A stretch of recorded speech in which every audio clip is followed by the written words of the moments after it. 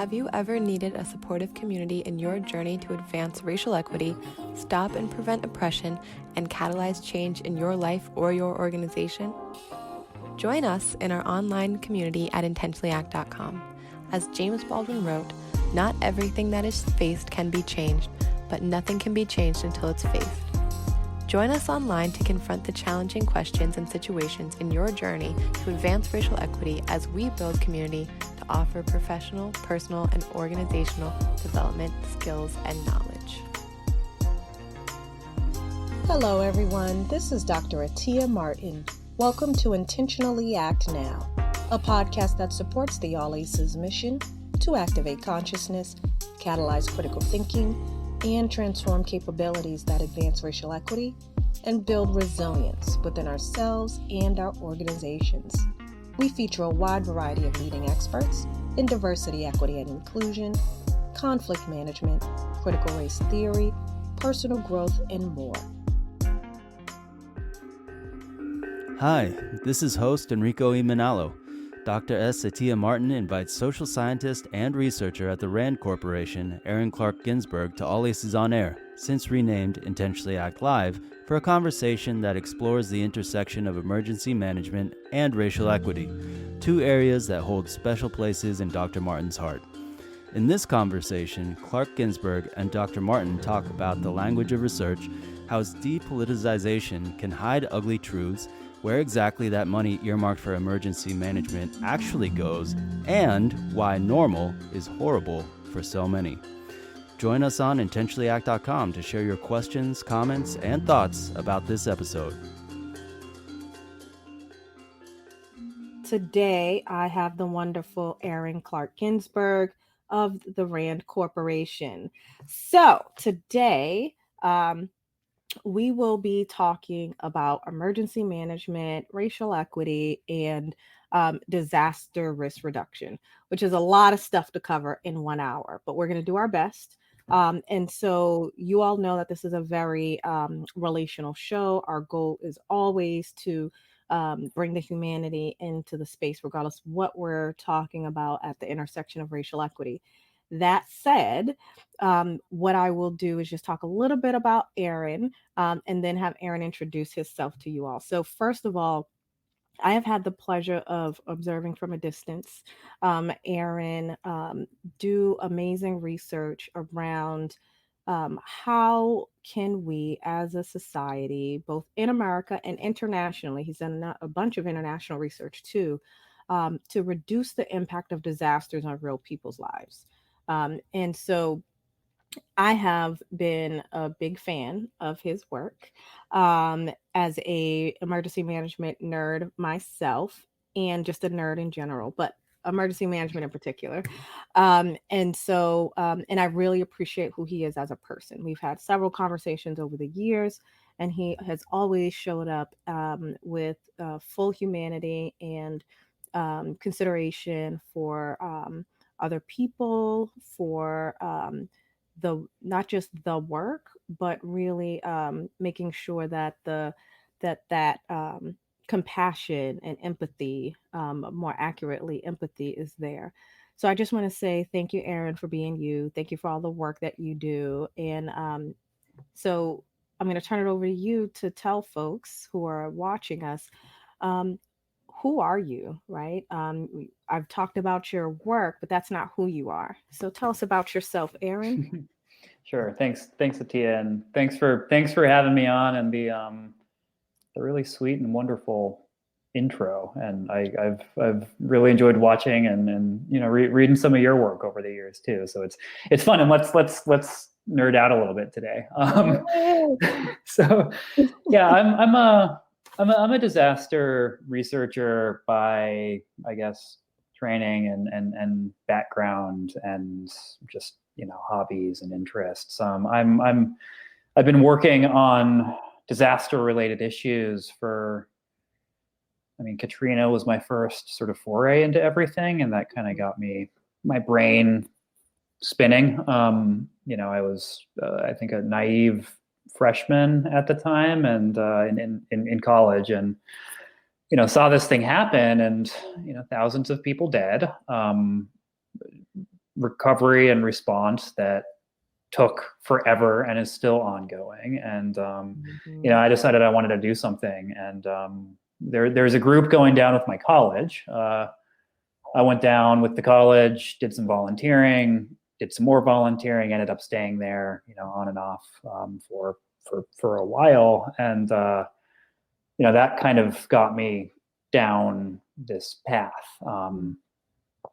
I think the thing that was really sort of motivated me and kind of continues to motivate me was just, we would go in as this group, and it was all sort of good, fun college stuff, like a bunch of teenagers hanging out. But then we would go to these houses where people were, their entire lives were completely destroyed. Their houses were destroyed. And, we would go there and we would gut the house. So, rip out stuff that had been damaged by the hurricane and try and get it up to scratch for sort of rebuilding. And, that was rewarding in itself, but, I think you chat with people who were, often the families were there while we were doing this stuff, and just sort of, hearing their stories of, this hurricane hit, these levees failed, the system that we relied on, it wasn't working.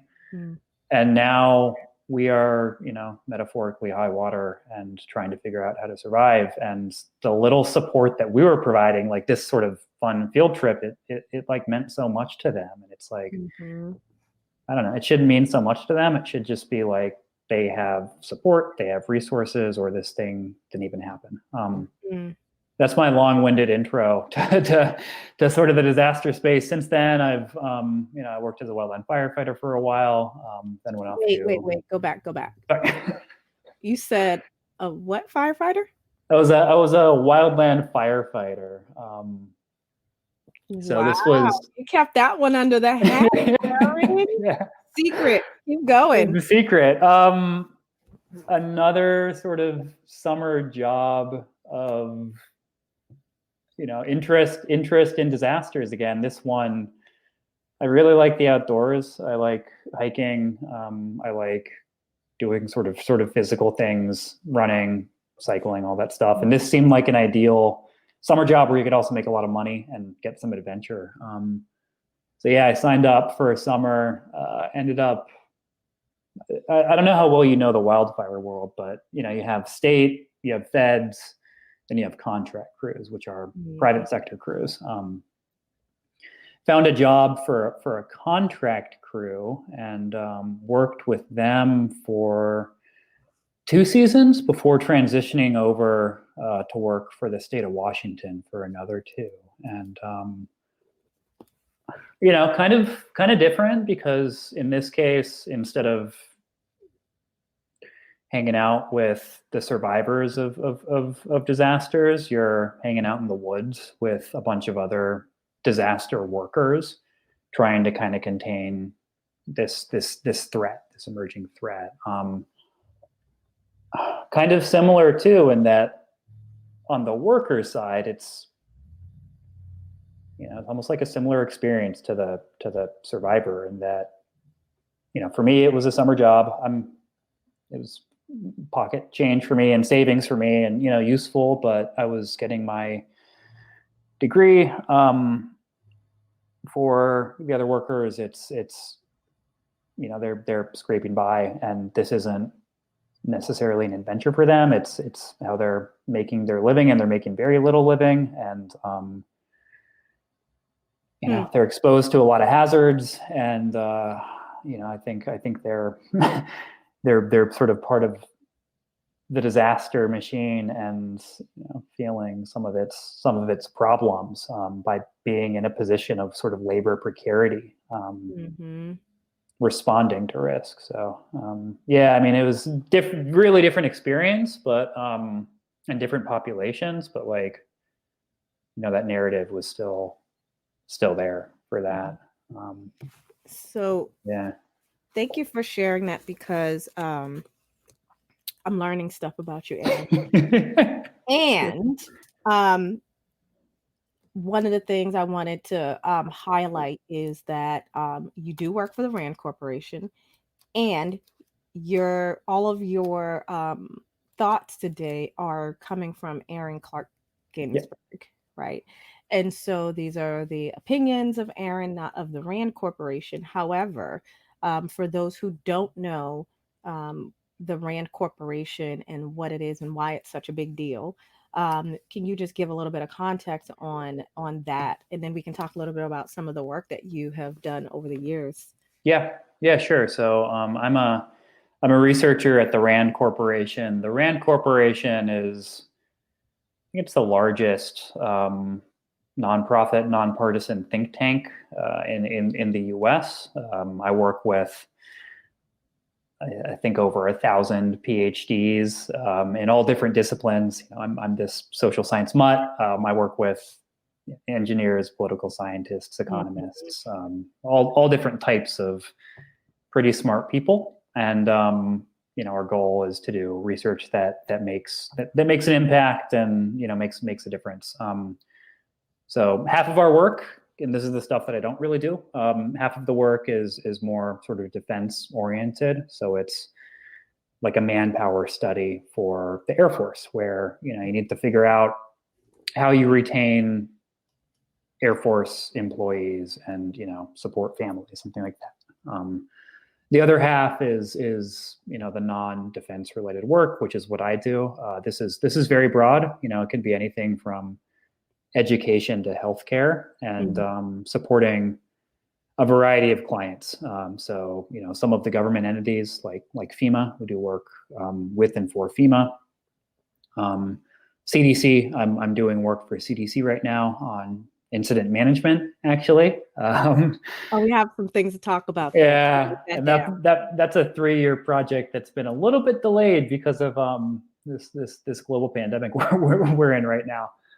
And then the other stuff is more of the academic research. So I'm doing some work that's funded by National Science Foundation, NSF, basic research on disasters and community resilience type stuff. So yeah, it's fun. It's a mix of research reports for government, non-governmental entities, writing journal articles for academic community, and then I write other smaller things like op-eds and blogs and stuff like that, and conduct some of the research behind it too. So with all of that said, what would you say, because you've written a lot of research reports, Aaron? I looked, I checked. and too many. Well, in a good way. It's impressive. That's a lot of work. And one of the things that I was curious about is, you have this breadth of research you've done, and there is this throughput of disaster risk reduction, emergency management. What is your favorite report you've worked on so far? Man, that's a hard one. I've done work inside and outside of the US, and I think I'm partial to my earlier stuff because it was all so much more new and exciting, and I was really thinking hard about these things and trying to figure out what disasters are all about, what the field of disaster studies is all about. So I think what I'm most proud of is, as part of my PhD, I partnered up with this international NGO, Concern Worldwide, and spent 2 years with them, going to 10 different countries to look at concerns, basically community-based disaster risk reduction work. So Concern would go poorest of the poor areas in some of the poorest countries. So, Niger, Afghanistan, Haiti, Kenya, Bangladesh, the places where Concern works. And, it would take, I went to these places, and it's first you fly to the country, and then, you hang out in the capital for a day getting briefed.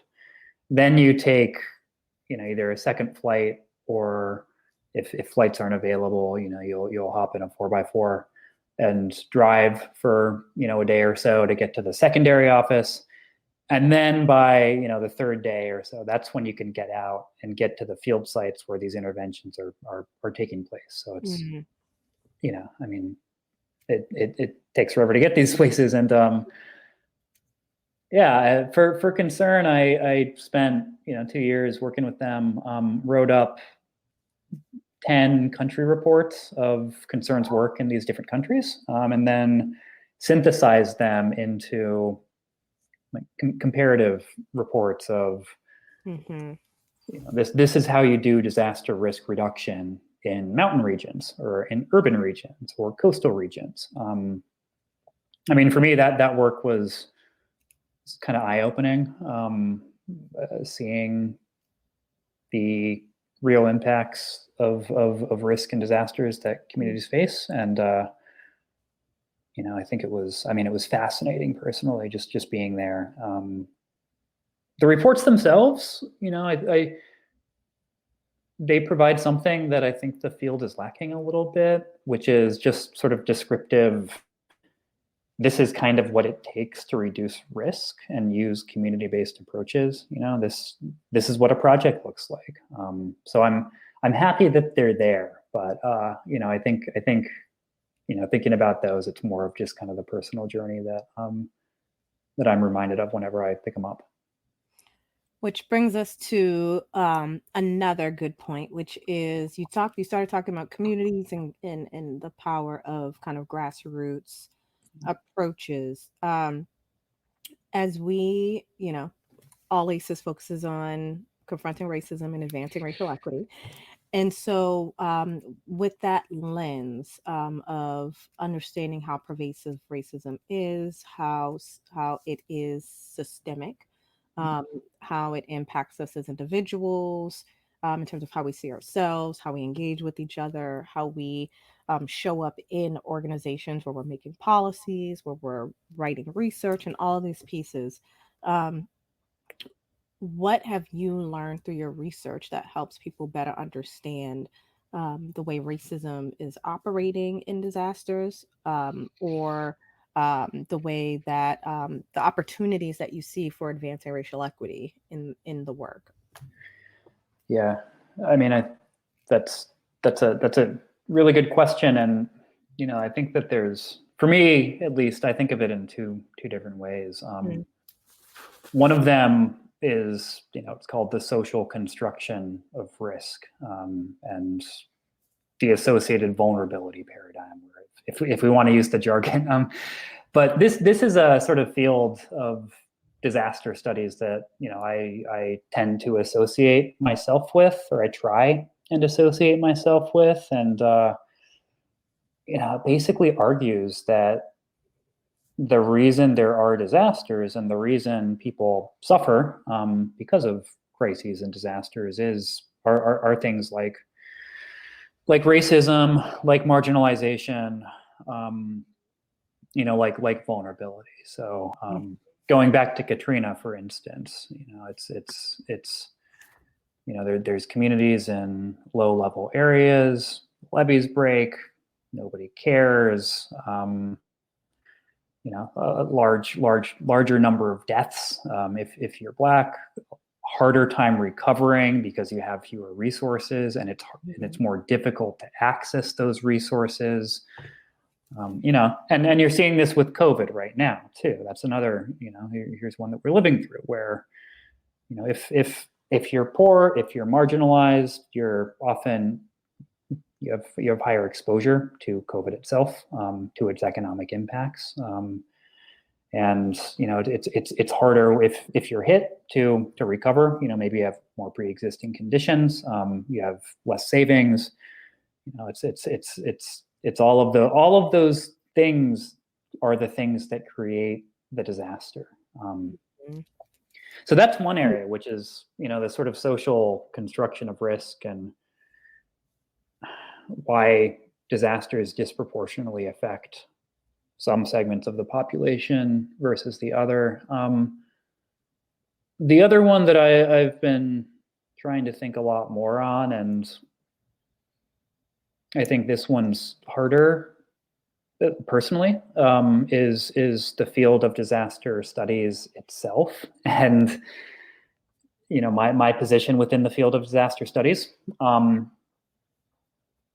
And I mean, the Concern Project is a great example here of, here's a guy who doesn't know about these countries per se, who's been hired by this international NGO, and flies and travels 3 days to write about something for this organization that then they can use for for raising funds and spreading knowledge and good stuff. At the same time, it's that's sort of an extractive practice for those communities, and they're getting something from it. They're getting longer term support, and they can use it to kind of advocate for themselves. And if I take it upon myself to interpret that the right way, then I can help elevate their voices. But it's also, I'm sort of the intermediary, and if I misinterpret, or if I think something else, then they don't have much power. I mean, the other side, and that kind of relates to these broader issues of,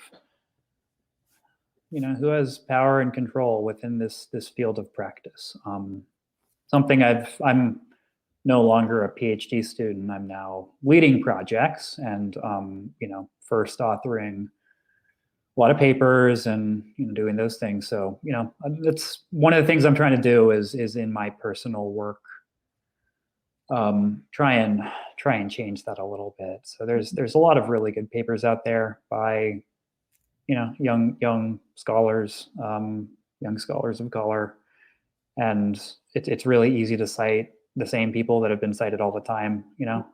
So I'm trying to remember to do those sorts of little things, trying to structure projects in a way that gives other people more of a say, more of control over the projects, and more voices. But yeah, I mean, it's an issue that's both in disasters itself, but then also in how we think about disasters and who gets to talk about them. Now, what's interesting, what you said that I want to just highlight for the audience is, the power dynamics of disaster research, right? Yeah.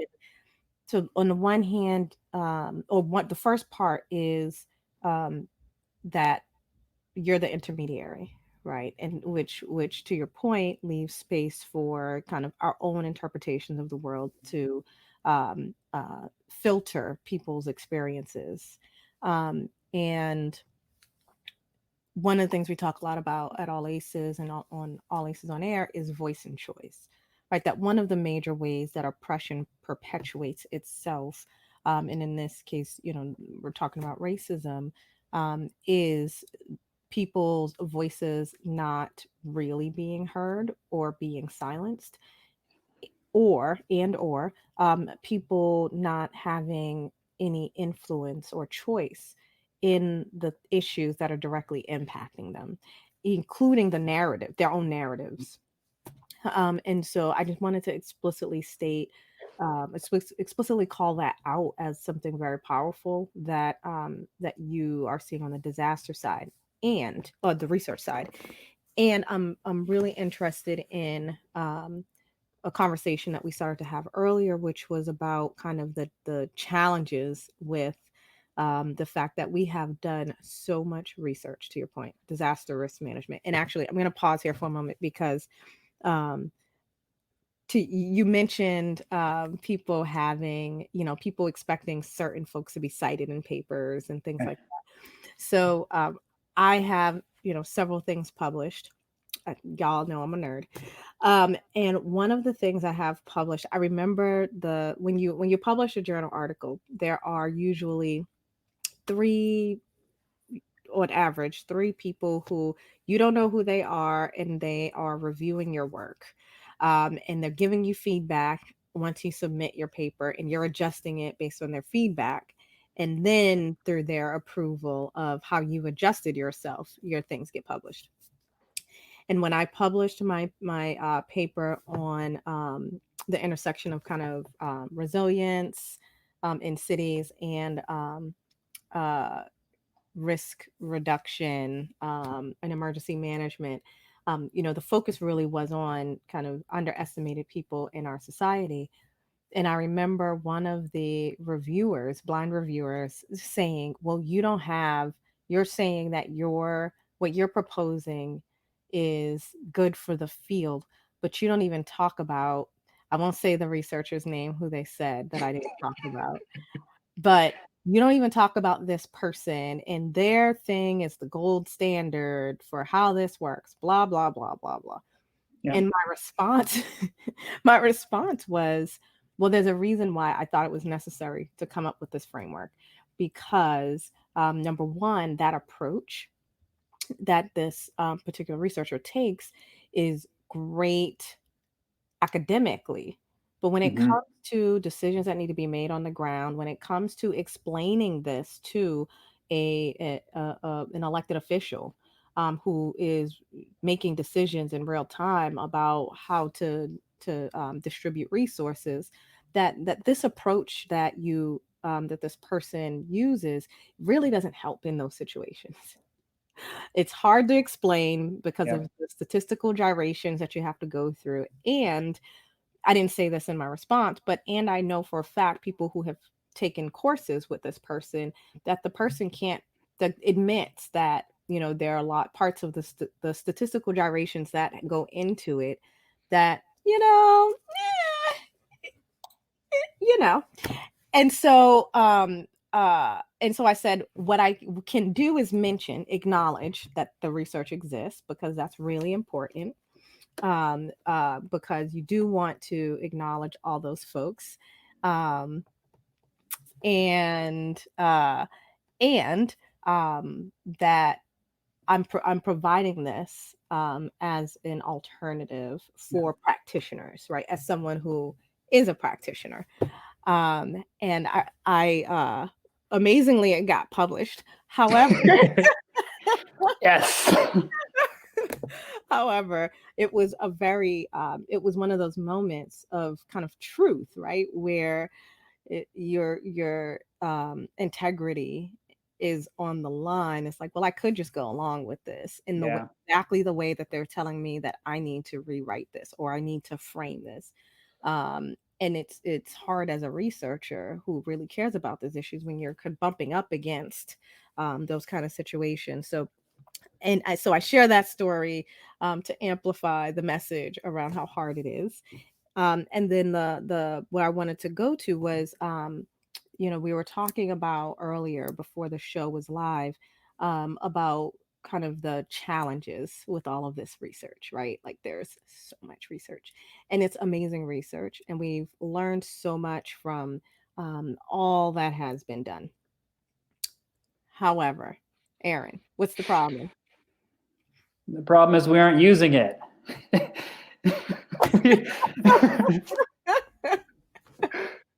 Like, yeah, I talked about, the social construction of risk and the vulnerability paradigm that I'm try and operate in and try and work within. It's about talking about power dynamics and how power dynamics shape disasters. And yeah, we're still learning stuff. And there's always more to figure out. But this area of thinking, it started in the 1960s. We've had the basics down since the 1960s. Yet we're still at the same or relatively the same stage when it comes to implementing these interventions and, thinking in this sort of way. So, Wait, you know, before yeah. you report, when you say these interventions, what kind of interventions are you talking about? Basically justice-focused interventions where, going back to Katrina or COVID, you recognize that the reason that people are dying is because they're marginalized, is because they're in positions of powerlessness, is because society has given them the short stick and they don't have the resources necessary to implement mitigation activities and respond and recover adequately. That disasters are social failures that expose social inequities and should be treated as such, not that somebody is either in the wrong place at the wrong time, they're unlucky, or that they just don't care because they choose to live in a floodplain, right? Which is often what people end up saying. It's not the case. It's that they can't afford to live anywhere else, or that they were, they live in a community that was redlined and redlined in high risk areas. I live in Portland. Portland, we despite being constantly called a completely white city, we have a Black population. That population was historically excluded from Portland. We had night acts where after it got dark, you had to leave. There were suburbs in Portland called Vanport that a large Black population, like Portland's Black populations, lived in. High risk area. Vanport flooded. That group got wiped out, and yeah, it's kind of frustrating because I think as a field we have been saying a lot of this stuff for a long time. Yet disasters are still sort of naturalized as either an individual failing, living in the floodplain or not wearing a mask, or as an act of God of oh yeah, it kind of happens, and wrong place at the wrong time. So yeah, I don't know. I've been trying to change that narrative, but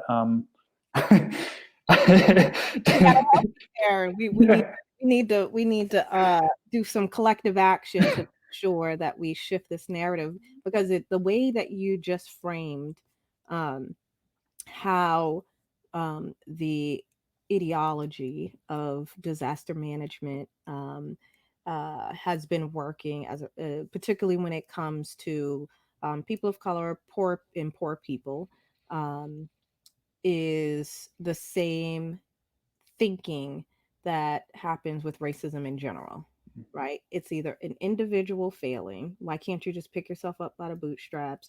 Why can't you be a superhero and navigate all of the structural barriers that are in your way?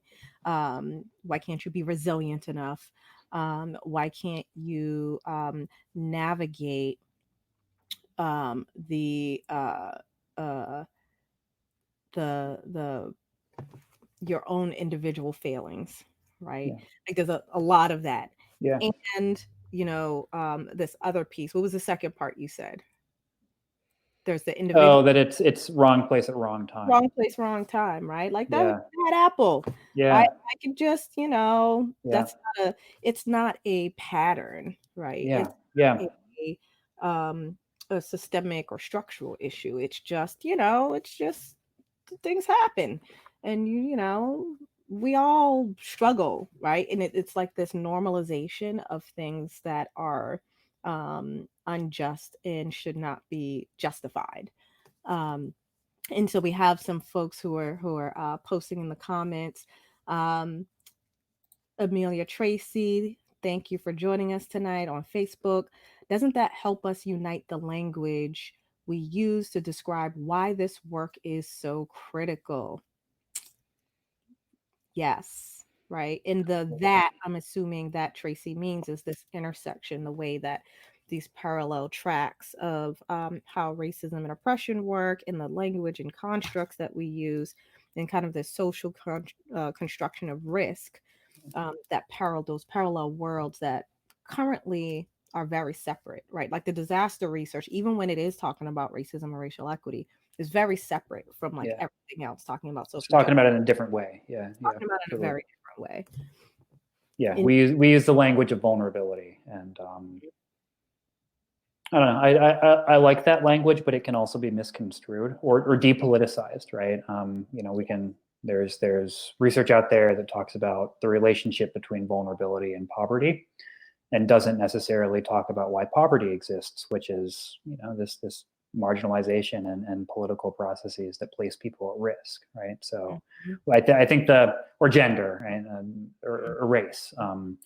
that if you're a woman or if you're Black, you're more likely to die, but doesn't get into why. And so that the language of vulnerability and disasters, if it's done right, it can be quite useful. But it's very easy just to kind of brush away some of those broader problems that you're talking about with that language. Yes, and it's a pattern we also see in our work, both when we're dealing with explicitly around emergency management or climate mitigation or any of those things. You see a similar pattern. Yeah. You see that same pattern in when we talk about diversity, equity, and inclusion in organizations, right? It's like, let's not talk about racism or let's not use explicit language. Let's just talk about diversity in general and things that make us feel a little more comfortable. Right. So thank you for bringing that into the space, and thank you, Amelia, for that.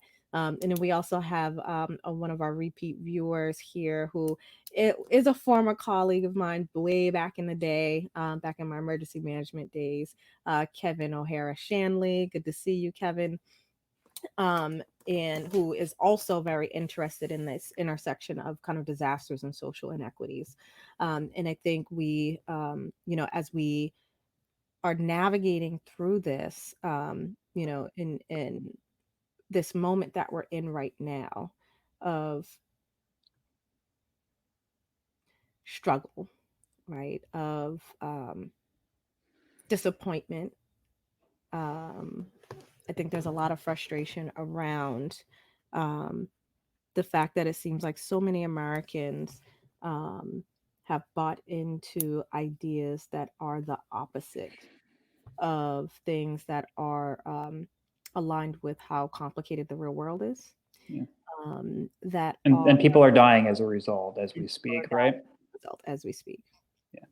And so I'm curious from where you sit. So we laid out a number of challenges. And I want to sit with this challenge around the disaster research, right? Like, so we're not doing it. So how do we close that gap, right? So let's talk about it. I wanted to ask you that, how to close the gap. Oh, you want me to answer? Oh, yeah, I want you to answer. I have no idea. So I think part of the challenges in how I always like to think about these things is always like kind of systems, and when we understand that a lot of what happens on the ground in disasters is influenced by elected officials and the people that they have chosen to be in these emergency management roles. Mm-hmm. And so when we think about strategies, policy is an important strategy. And as I mentioned to you earlier, there's this saying that culture will eat policy for breakfast, lunch, and dinner, like every time. And so not to say to diminish the power of policy, but to say that we need multiple strategies. And so policy is important. In order for policies to be most effective, there has to be a narrative shift, right? There has to be a shift in our fundamental framework, worldview on the issue we're trying to change. And in this case, emergency management. I am I'm not shocked.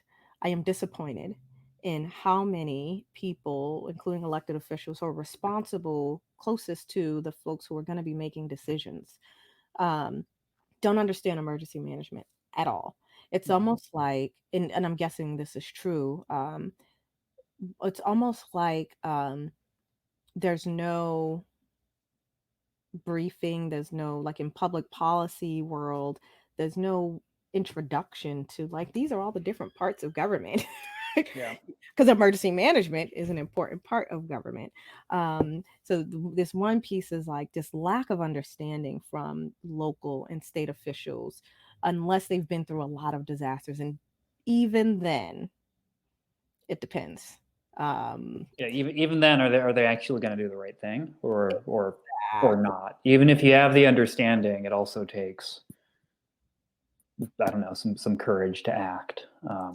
Yes, and to call out the inequities, right? Yeah. I mean, even if we think about COVID-19, how it took so long for folks to just admit that Black people and our Latinx brothers and sisters were disproportionately bearing the burden of COVID-19. Yeah. Even though those of us who've been doing this work for a long time could have told you that right at the beginning. Hey, this is how this is going to play out. Yeah. Yeah. Right.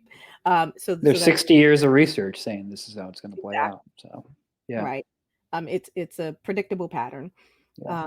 The other piece is kind of the collective. When I talk about collective action, okay, so that's elected officials, but then we also have folks who are advocates closest to communities, who also many of them are filling the gaps that government is leaving because of our lack of learning our lessons. We do all the stuff around lessons learned that we like to mention. Learned but not implemented. Yeah. Yeah.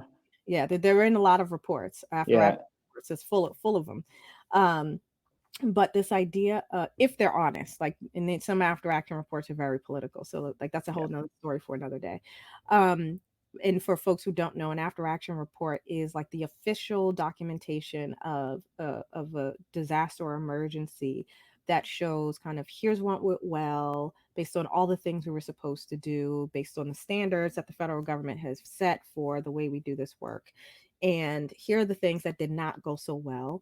And here, based on what didn't go so well, here's our timeline and commitment to address the gaps that we saw. And those, I mean, those can be good for improving organizational performance and response if they're done appropriately. I even take issue. I mean, I'm just kind of maybe a little bit annoyed these days, or a little bit depressed these days. But I mean, I even take issue with these AARs, these after action reviews, and that they often fail to do that deep dive into why this happened and what placed people at risk. So it focuses on the response, not the creation of that disaster risk. And I mean, there's a good reason not to do that, because that's pointing blame and accountability at a system or a group of people for exacerbating vulnerability and creating exposure. So that's really challenging. Nobody wants to do that. It is. And if we claim that we want to get better and that these are lessons learned, the opportunity that we have is to not fall into the usual human, conditions of running away from mistakes. We all make mistakes. No person is perfect. No organization is perfect. No response is perfect. No recovery is perfect. And if we are committed to the people we're serving, then we are actively seeking out these lessons so that we can improve what we're doing. Right? It's not a if we're being authentic about it, it's not an indictment on whether or not you're an awful human being, right? What it is an opportunity to see where the broken places are and fix them, right? Like this is and the same pattern we see with organizations. People take these things very personally instead of focusing on fixing the problems. Yeah. Anyone who brings up the problems, in many cases you become the problem instead of like the problem that we're supposed to be fixing. But all of that to say, the other opportunity that we have is to partner with communities who are filling in the gaps that government are leaving, right? We know that there are a number of grassroots organizations who are bootstrapping themselves and just filling in gaps that government has left in Black communities, in Latinx communities, in communities, in really poor communities, rural communities, which are not necessarily mutually exclusive. There are people of color who live in rural areas, just contrary to popular belief. But this idea of how we can help them also have the knowledge and information that they need to partner to shift the narrative as well, right? Because when people closest to the ground understand, oh, wait, not only am I filling a gap that the government's supposed to be doing right now, but there's actually federal money that went to the state that we don't know where it went, right? Like you got reimbursed, so for folks who don't know, when there's a disaster and it's federally declared, like COVID-19 is a federally declared disaster, there's federal money that comes with that every time. It goes to the state first. Yep. And the state, so usually it's a reimbursement thing. So that you spend the money, you get the money back. What's fascinating is, and wearing another hat, doing work, community activism, I've seen no accountability. Where did all the money go? What did it get on? Like, I know folks are getting reimbursed, and there'll be these line items where they'll say, we'll reimburse you up to this much, right? So I'll give a concrete example. So in Massachusetts, there was $20 million that was supposed to be allocated to, it was allocated to the state for them to get reimbursed on in order to address the racial inequities associated with COVID-19's impacts. It's great. It sounds great on paper, Yeah. right? Like, that's amazing. Where the hell did that money go? No idea. And one of my colleagues in our coalition reached out to the governor's office, and the representative that they spoke with basically was like, "Oh, that's hardly any money. Like, that money's already accounted for." But it's like, but where did It's only 20 million. Yeah. only 20 million. It was like, but where did it go? Right. And Don't so worry I about say it. all Yeah. of that to say that when folks have more information and tools and are connected with folks like you who kind of get these are the things that need to happen in order for us to have the kind of mitigative action that transforms us from bouncing back to the old way things were, which sucked for a lot of people, to bouncing forward in a way where we're addressing the foundational structural process, policy, framing and narrative issues that got us here in the first place, Yeah. right? That are going to actually reduce the impact of disasters. Yeah. So, I mean, it's like, and this is fascinating. I mean, it's like COVID. You don't want just a bounce back return to normal, because normal is horrible for a lot of people. I mean, pretty good for me. Like I've got a decent job, and I'm socially isolating right now. I'm doing okay. But for a lot of other people, not so great. And we don't want to just turn that recovery into, returning to normal. We want to turn it into something different. And I think, I'm putting my international hat on here. I've, going to all of these countries, they're places with incredibly limited resources, right? The state has limited resources. Its reach is usually pretty slim. Traveling a couple of days from the capital, there's not much there when it comes to support structures. So almost by necessity, they call them community-based disaster risk reduction or disaster risk management. These sort of community structures have been put in place to mitigate risk, to respond, to recover. They have their problems. It's maybe a little bit of bootstrapping at the community level. It's placing a lot of responsibility on communities to solve their own problems. That's kind of the downside of this. But the upside, which is what you're talking about, is it provides a voice, it provides accountability, and it provides a way for communities to be heard and real issues to be sort of discussed. So, I mean, and it's really interesting, right? Like I was in Haiti after the earthquake, went in and was chatting with a lot of Haitians about what they want, what they need, and what sort of mitigation strategies should be put in place to reduce risk. And the earthquake, it killed 200,000 people. Pretty devastating. But what they were saying is that no, it's not the earthquakes that we're worried about. That was a one-off. That happens every once in a while. We're dealing with the daily disasters of poverty, of lack of clean drinking water, and maybe some of the longer term or the more repeating ones like the hurricanes that happen on a yearly basis.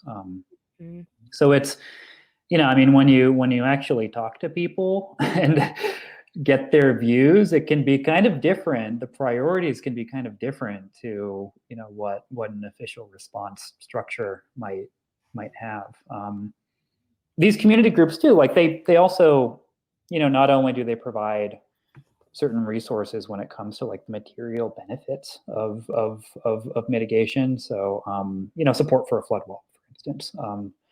But also kind of the immaterial stuff that's super important in a time of crisis. So, it's FEMA is a big bureaucracy, and Really? works, yeah, and it works as a big bureaucracy, and it tries to distribute funds and move the rebuilding process forward. What it doesn't provide is emotional support for populations who are going through something that's pretty traumatic. Community groups, they operate at a smaller level, often comprised of members of that community. They can move a bit slower, and they can think a bit more beyond just kind of the material needs. So yeah, I mean, it's these strategies, this community-based approach, it's not perfect, and it can definitely be dangerous if you do it the wrong way. You can place too much responsibility on communities. Right, in absence of the whole government infrastructure. Yeah. You got to which brings this place of like on the spectrum, right? In an ideal world, our government at the federal, state, and local level, and particularly at the state and local level, would be partnering with communities to do this kind of thinking and work together, right? Because government can't do it alone, communities can't do it alone, and I'll add in the private sector, both for profit and nonprofit, like that. All of us have different responsibilities, and in the most cases, communities are not part of governance in how we think about the decisions that are made. Yep. And so when we talk about voice and choice in this context, making sure that communities aren't just at the table, right? Because that's an illusion, and I know that's what a lot of folks, that's the language a lot of folks use, want to be at the table. But the reality is, you can be at the table and they can just ignore you. I've watched it work in government, right? Or they'll consult you. They'll get your views. Exactly. Say you think that water and sanitation is important. They'll get your views.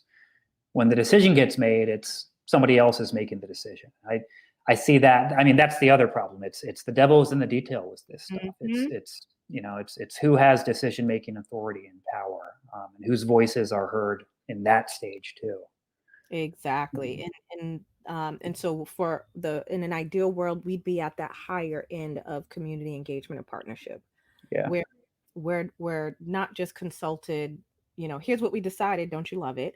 But that we would be having conversations right from the beginning. Let's talk about the problem we're actually trying to solve for and the dynamics of it, so that we're clear and we have all the context. And I've been folks who have watched before know that I always talk about the content experts and the context experts, and that community members are the context experts, not just the organizations that we're comfortable with that engage with communities, but the actual people in communities on the ground closest to the work, who are filling the gaps that everyone is leaving.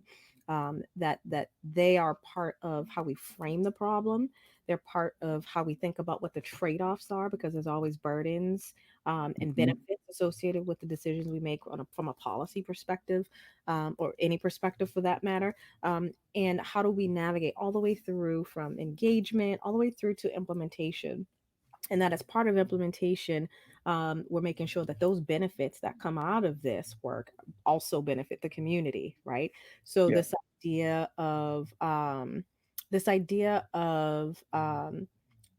community members being able to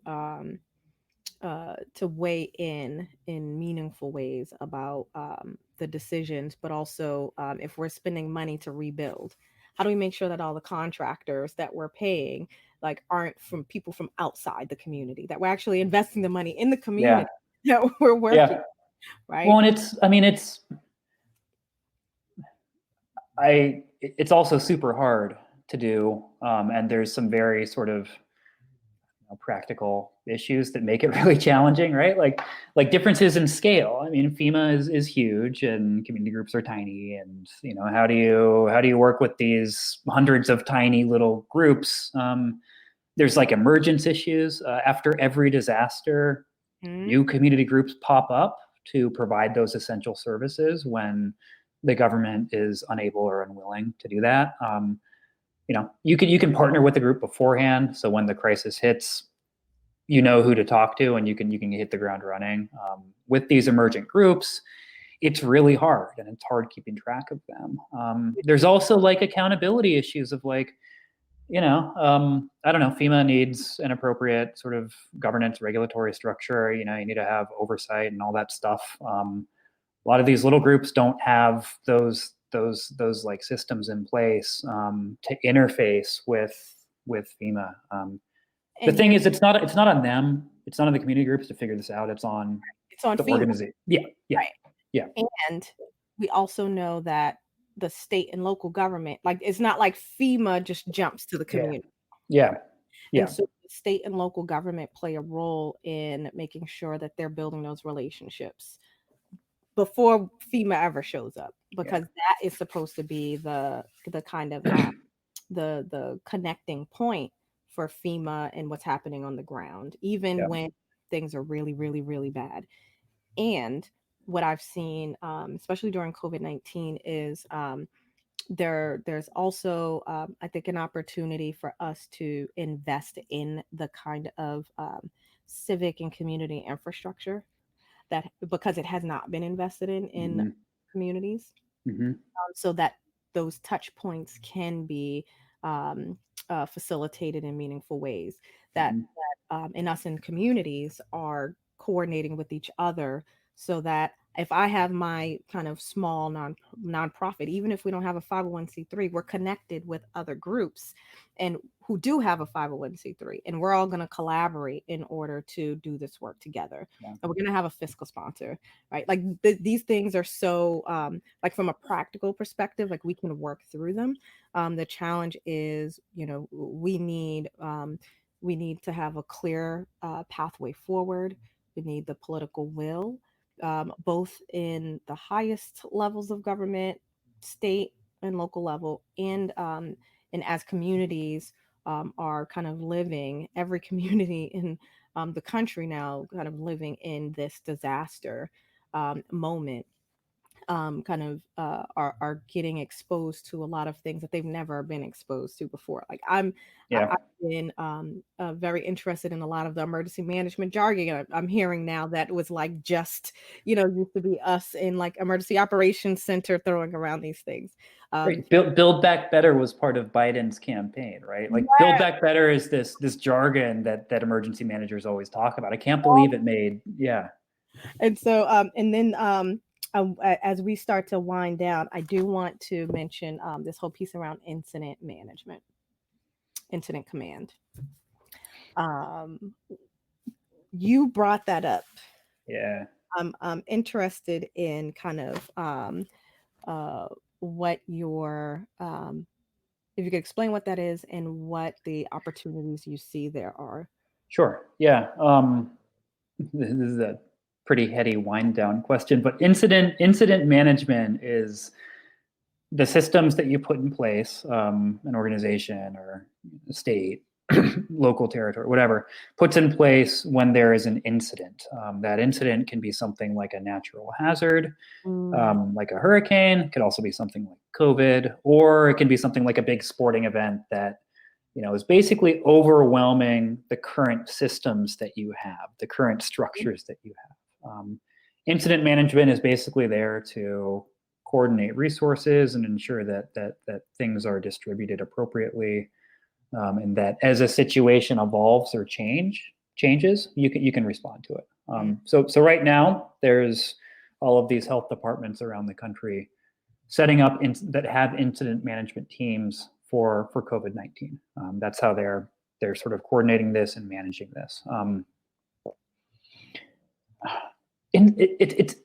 Maybe we can nerd out about this a little bit more later, but there's some really interesting stuff associated with incident management. First, incident management is getting applied to a wider and wider array of incidents, not just hurricanes and not just wildfires where it sort of originated, but I'm seeing it used for homelessness. I'm seeing it used for the southern border opioid crisis, COVID, all of these atypical hazards. And my theory is that the systems that we have currently are so complex that they are, they're very efficient, but they're constantly breaking down. And so incident management is kind of emerging as this way of dealing with ossified bureaucratic systems that aren't necessarily working in today's world. The second part, and this ties much more into what we've been discussing, is incident management is designed as a multi-organizational system that anyone can and should link in with who's involved in a response. In reality, it's not. You need to know the sort of technical language of incident management, how an incident command structure is structured, who you should interface with, and you need to practice that and train it on a regular basis. So, even health departments that don't deal with disasters all the time, like a fire department, they're often not confident with incident management systems.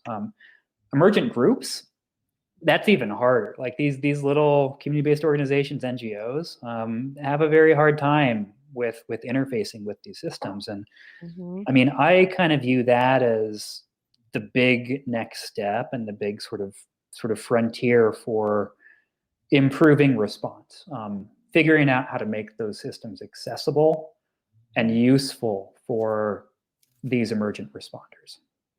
Thank you for that, Aaron. And I wanted to bring that up before we wrapped up. And there's one more question from one of our viewers that I'm going to pose to you for us to land with. So one of the examples I'll give is in a previous life when I was the director of public health preparedness for the Boston Public Health Commission. We redesigned our incident command system to make it a little bit easier to understand and navigate. After we built out our community resilience program as part of our overall office, one of the areas of work that our office did, we actually ended up creating a whole community resilience section of the work that we were doing back in the day. And then we used to create our situation reports, which are kind of like the summary of, for this operational period, what are the priorities, what's happened, what's been done about it, and what's coming up next. We used to create a sanitized version of that and give that to our community partners. And so there are so many ways that we can kind of connect the dots in really powerful ways. And then the last thing I'll say is on this front is that we've also, as All ACEs, done some work with folks on thinking about what does it mean to embed racial equity, social justice into the incident command structure, right? Like, how do you have a role that is explicitly at the decision-making level so that when those section chiefs go into behind closed doors and make decisions for the next operational period, that there's someone in that room who other folks in the command center have gone to with information that says, hey, here's the context of what's happening in communities. Hey, don't forget these things. That person isn't responsible for knowing all that stuff, but is the person that folks know they can go to, so that when we go into these behind these closed doors and make these decisions, which is a whole other piece of structural change that needs to happen. But when we do go behind the closed doors to make these decisions, someone is there who has decision-making power to be able to inform the conversation and challenge the groupthink that usually happens because people are exhausted and people just want trying to get through the day. So I love that, and I'm gonna steal that and see if I can run with that a little bit. Like we have logistics. We have public information officers. We have all of these other roles that ensure stuff gets done. A vulnerability or an equity officer would be really useful for getting people to think about this stuff and making sure that it's sort of mainstreamed in the incident response, because it falls in the cracks. I think we're sort of walking with incident management right now. It still is kind of this thing that's a little bit new. and we're just learning how to do it. Next steps are really figuring out how to do it for everybody, not just the ones that are sort of easy to reach, which is how we're thinking now. It's Joe Public, who happens to be of a certain race and socioeconomic class. Thank you for that, Aaron. And Monir Zam, who is lives in the climate mitigation world. Glad you're here, Monir. Ask, if you're familiar with FEMA's hazard mitigation program, the BRIC. I know you are. And so, from where you sit and what you understand about how it's being approached, do you think that diversity, equity, and inclusion is included in this program? And then we'll wrap up. Yeah, I mean, I have some familiarity with BRIC. I think one of the things I've been thinking a lot with FEMA generally is how they go about making their decisions, and when it comes to mitigation itself. And typically mitigation is assessed based on property values. So it structurally favors people who have property and are wealthy. I think reorienting around people rather than property would be quite useful. I know in the UK, for instance, their sort of flood mitigation ratings, they assign an extra 25% weight. I think it's 25%. It might be 50. I don't quite remember, but they assign an extra weight for lower economic classes in recognition that if you are poor, you're going to have a much harder time recovering from a disaster. So you should, and it's going to hurt a lot more. So you lose $1 and you're poor, hurts a lot more than if you lose $1 and you're Bill Gates. I think there's some sort of simple things that can be done with some of those metrics that could really help move decisions over and make them a little bit more equitable. And on that note, what I will say is that I know that there were some folks who were in FEMA, particularly FIMA, which is, what does FIMA stand for again? Do you remember? Federal Insurance, is it Insurance Mitigation Agency? Agency. It's like an agency. Yeah. Agency. It's weird. So FIMA, the Federal Insurance and Mitigation Agency within FEMA, the Federal Emergency Management Agency, is the part of the organization that BRIC comes out of. And I know that some of the folks have tried to work as hard as they can in the current political climate to embed considerations around equity, but understanding the current political climate, right? That we have a president who has issued an executive order telling all federal agencies that they cannot do racial equity, social justice workshops that use certain framing or words, and have since also stood up these quasi committees that employees of different federal departments can then complain to if they feel like their agency may have participated in something that made them uncomfortable. All of that to say that I think that it impacted the ability of this to be as equitable as it could have been explicitly, right? Because we know that when programs are not explicitly saying, we're worried about people of color, we're worried about poor people, we're worried about these very specific populations, it defaults to whatever is easiest and most comfortable for folks who are then on the receiving end of the money. So thank you for that question, Monir. I want to say thank you to all of our viewers tonight. Thank you for folks who have been posting and sharing their thoughts with us. Thank you, Aaron, for taking time out of your day in order to be here with us. I appreciate you so much. I appreciate your thoughtfulness, all of your hard work over the years. And I definitely will be following up with you because I think we have some good trouble to start. Yeah, let's do that. And thank you so much for just inviting me and chatting. I feel like this work can be pretty hard sometimes, and it's really good to have a conversation and to kind of process some of that stuff. So yeah, thanks again for the invite. It was great. Thank you. And so you all know, as always, I'm sending lots of love, hope, and action to each and every one of you. You've been listening to Intentionally Act Live from our website, intentionallyact.com. You can follow us on Instagram, Facebook, Twitter, and LinkedIn. Submit your stories and questions for future episodes by emailing us at info@allacesinc.com. Until next time.